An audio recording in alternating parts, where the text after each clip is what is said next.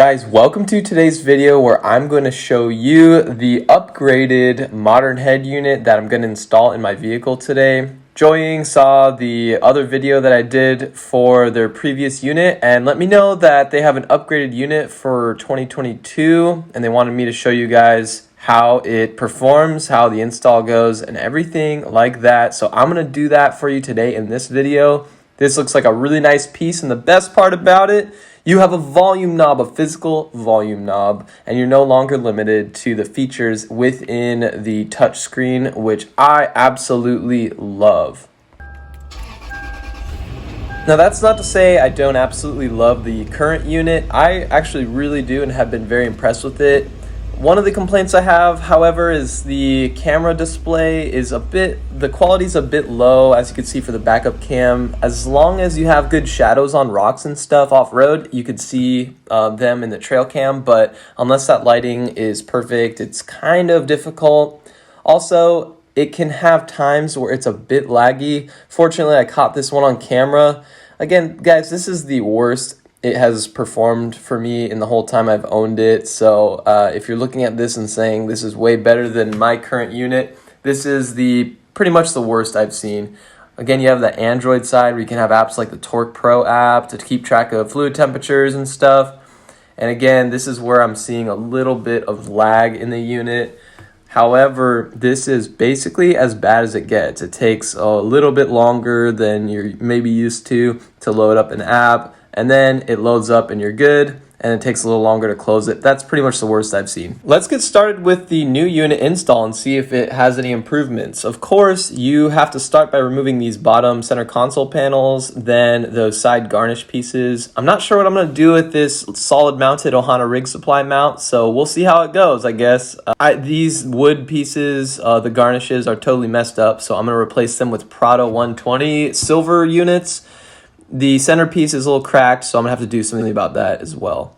So here I'm just kind of speeding through. If you want a full in-depth install and take apart video of all this stuff, go ahead and just review the first video I did on the modern head unit install. Here I'm just taking my time, making sure not to break any tabs or anything because this is kind of plastic stuff to get the head unit out. I separated the screen from the computer, and here I'm mixing together some JB plastic weld to see if I can put together that crack on the centerpiece. Like I said before, I don't think it really ended up working out. Anyways, I have the old unit basically taken apart. The only thing I'll have to actually cut is the backup wire. And then basically you just transfer everything over the same. So you have your radio pin, you have some USB ports, you have some other like the microphone cable and stuff like that. Pretty simple just to transfer everything over for me.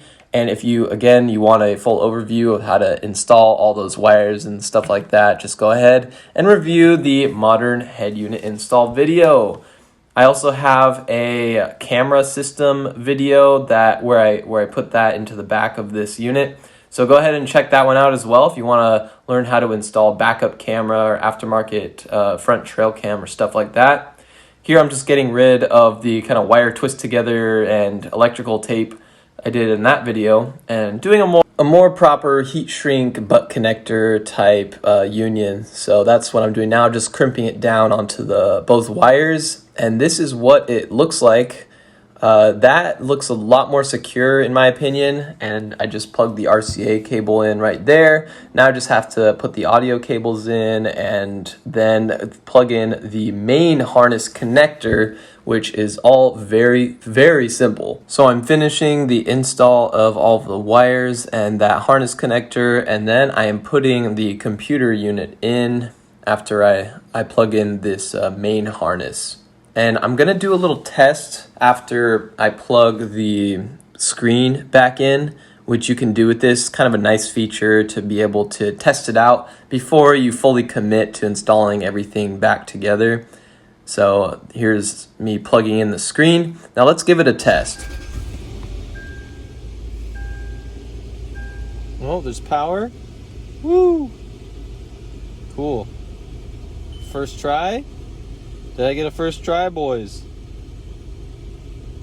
All right. Volume knob. So good. All right, let's see. Home button. Oh, you know what? I gotta pair my phone and all that stuff. Oh, back button. Nice and convenient. Device. General factory. 3368. Alright, let's see if the reverse camera works. Wow, look at that screen quality. That's amazing. Let's go! Alright, let's see if it goes back to forward. Oh, the quality is much better. Oh, and then it shows the front cam. Guys, the quality on this is so much nicer. Now, I don't think that's down to just the connection that I made there. I think that has more to do with the quality of the head unit itself or the screen. Volume knob is so nice. What kind of apps do we have? Alright. I'm gonna have to mess with this and set it up just like I had the other one, but so far, so good. Awesome, guys.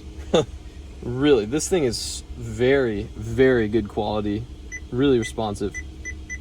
What first thing I gotta do is turn off that annoying beep. Sound. Keypad tone off. There we go. Now now it's just like a tablet. Back and forth. Really quick. Much more responsive than the other one. Nice. Alright, so I'll keep messing with this. Now I'm just feeding that screen wire back into the head unit and making sure that I connect up all the plastic tabs really carefully to the non-nav AC controls that I have down there, which are very valuable and just don't want to mess them up.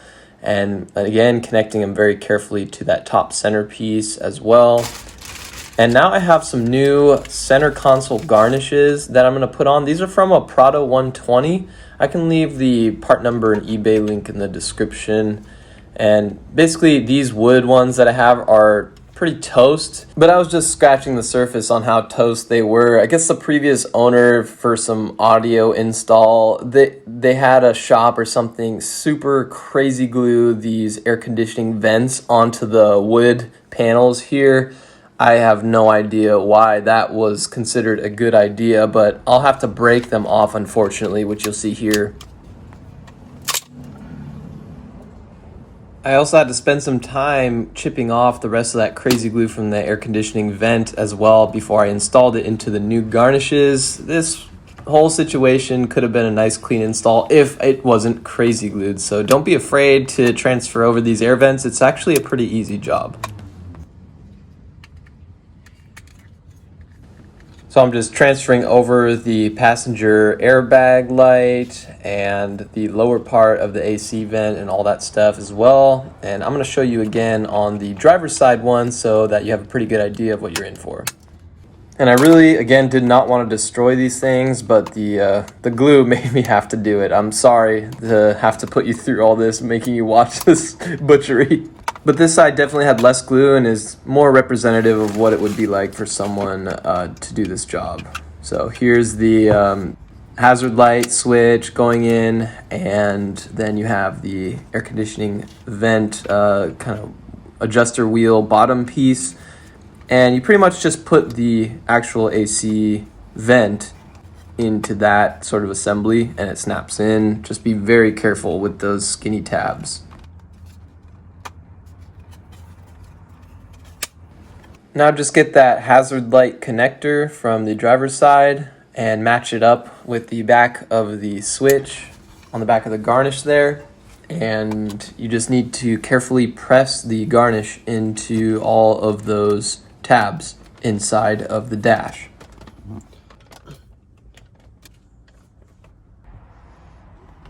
And it is definitely shaping up to be a pretty good look inside of my Lexus GX470. I might do something about the wood at some point in the future, like the other wood interior pieces, to maybe more match the silver look of the garnishes, I might wrap them black like I did for my wife's GX470. You could check out that video here if you're interested in vinyl wrapping your interior pieces. So here I'm just installing everything in reverse order, and this is the final piece to go in.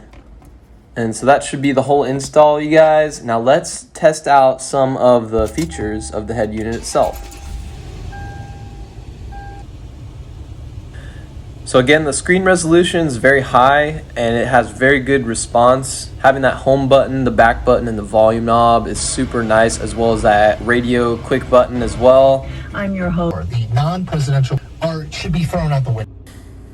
First impressions after popping open Apple CarPlay is that it definitely runs a lot smoother. I don't know if it has a newer version or something like that. I know the firmware they run is probably a lot faster in this version, but I pretty much get in the morning and tap the work icon and simply drive off just to see. So I have that ETA there and stuff like that. So far it's working very well. It's very responsive, very quick on the Apple CarPlay side. Even quicker than a couple modern vehicles that have Apple CarPlay in their head units from the factory. So very nice performance on that end of things. And of course on the Android side, it performs flawlessly. There's no lag at all. Here I pop open YouTube and actually forgot to connect to Wi-Fi in this instance, so it was giving me a go to downloads option, and that's an option as well. Well, guys, if you like podcasts on YouTube or anything like that, go ahead and download the videos beforehand. In this case, all I had to do was pop on the Wi-Fi in the head unit and connect it to my phone's hotspot, and you could do this on the road as well, of course. And I went back to the YouTube app, and I can go surf my own channel, scroll through it. Again, this is performing just like a tablet. There's no lag at all. I'm actually very surprised because you usually get a little bit of lag with these things. So here's my most recent video. You can get an idea of how fast you can kind of scrub with this YouTube platform and stuff like that, and the video quality as well. Not exactly a good omen for what I was about to try in my SUV.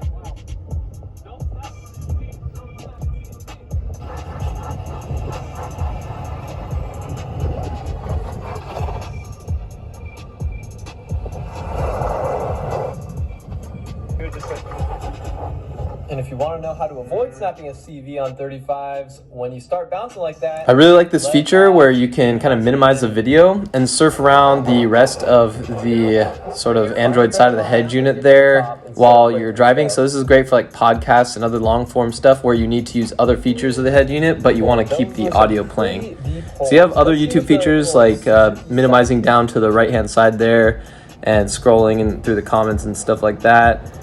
And of course you got the like button there and subscribe, so go ahead if you haven't already, do that. I really appreciate it.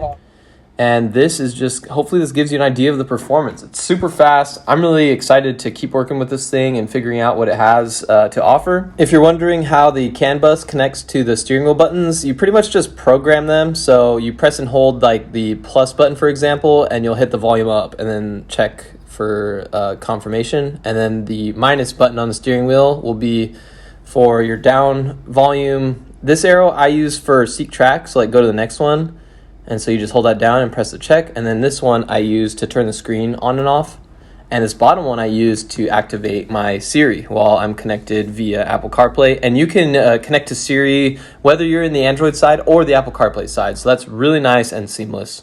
So guys, let me know in the comments if you have any questions about this unit. I'll do my best to answer. If you liked today's video, go ahead and hit the like button, subscribe, all that good stuff, and we'll see you in the next video.